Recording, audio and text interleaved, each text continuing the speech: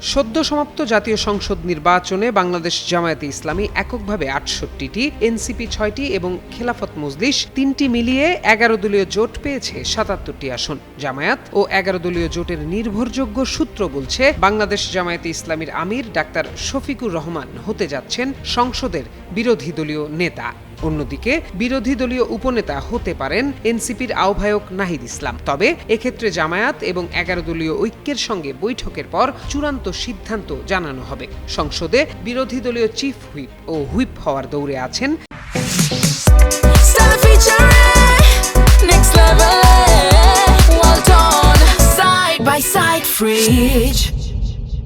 জামায়াতের সহকারী secretary general, ইসলামী ছাত্র শিবিরের সাবেক কেন্দ্রীয় সভাপতি মাওলানা রফিকুল ইসলাম খান, ঢাকা মহানগরী দক্ষিণের আমির নুরুল ইসলাম বুলবুল ও সেক্রেটারি ডক্টর শফিকুল ইসলাম মাসুদ, চট্টগ্রামের শাহজাহান চৌধুরী এবং সাতক্ষীরার গাজী নজরুল ইসলামকে সম্মানজনক যে কোনো পদ দেওয়া হতে পারে। বিরোধী দল থেকে একজন হবেন ডেপুটি স্পিকার।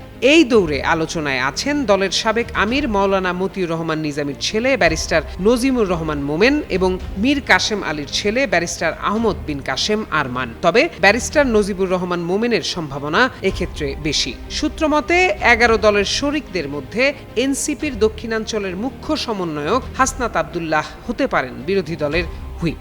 জামায়াত নির্বাচন পরিচালনা কমিটির সভাপতি মাওলানা এটিএম মাসুম বলেন, সংসদে এসব পদ নিয়ে দলের এখন পর্যন্ত কোনো সিদ্ধান্ত হয়নি। তাছাড়াও ১১ দলীয় জোট টিকিয়ে রাখার স্বার্থে শরিকদের জন্য ছাড় দিতে হবে।